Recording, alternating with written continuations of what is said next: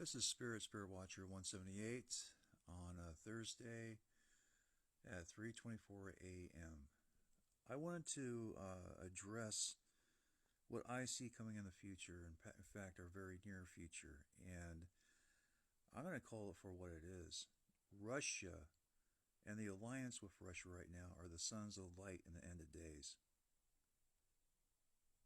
Ukraine, and I'm not talking about all Ukrainian soldiers, but an element, an ultra nationalist element that Putin had so put it, denazifying Ukraine. He is not mincing words on that. He means what he says, and he says what he means on that. And it's a very real threat in this world, and to Russia right now, and to, I mean, my respect and admiration goes to him 100% for the restraint that he has shown in the special military operation that's been conducted. He's not waging war like we would have, and would have wiped out the entire Ukrainian population and done so just like we've done in Iraq and other places. And I'm not saying that our military is like that, but the leaders that lead our military are like that. And we got a leader right now that's brain dead, basically. And I don't mean that to be disrespectful, but damn it, he's just a puppet, and he's just a vessel that they're using to use against Russia and everyone else, and burning the house down around us. Don't you see that, America? Is what our administration right now is doing, is burning the house down around us, taking the world down onto us, making enemies where enemies don't need to be made. I've been sending messages on my TikTok page, as to what's been going on a little bit by bit, more and more. And I will be disclosing more and more in the future as to what I'm talking about, the sons of light against the sons of darkness. And it actually was formulated with the sons of darkness with Hitler's plan of the Fourth Reich Rising. That was his vision.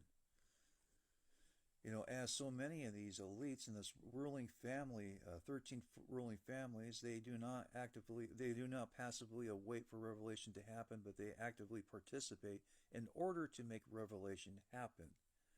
They're stuck in that mindset, so they're easily recognized for what they're doing because they announce it beforehand. It's part of their ritualistic attitude with everything. It's a spiritual component to everything. Dates, times, etc., etc. So they're predictable as hell, basically. They just really are. And Putin sees this a million miles away. And everything I know about Putin, I don't know him personally, but I tell you everything I know of him. He is a brilliant man, a good, honorable man, respectful, and a true leader that cares about his people and the world. If he didn't care about the world, all these Ukrainian shills that come over my channel calling him a bully, he's a bully. Well, grow up. I mean, seriously, a bully.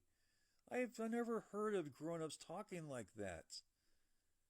I mean, are all these Ukrainian shills just idiots?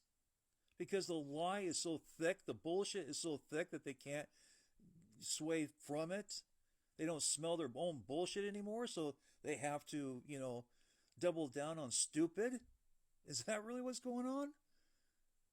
I tell you, if that's the case, well, then you actually are making it a lot easier to be conquered.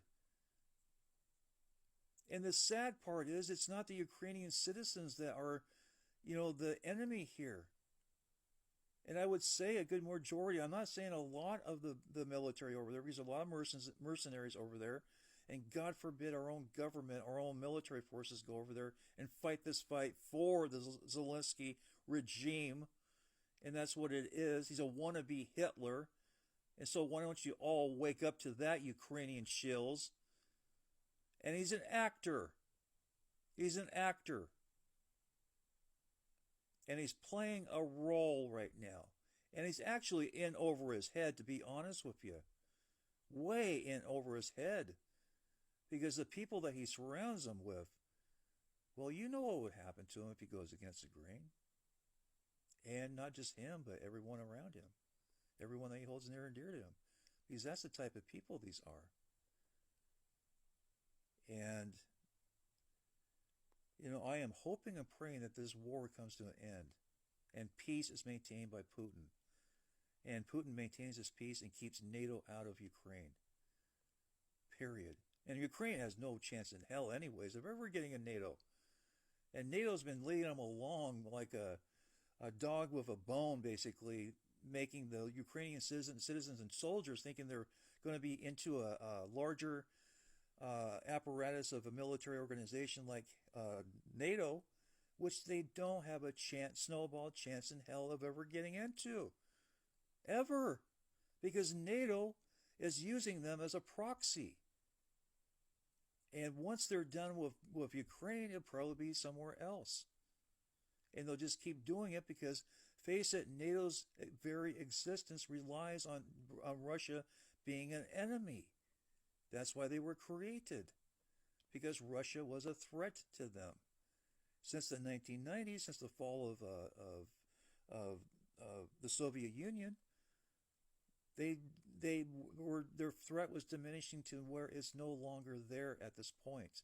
And NATO is basically like Rome in the last days, justifying their very existence because they need to.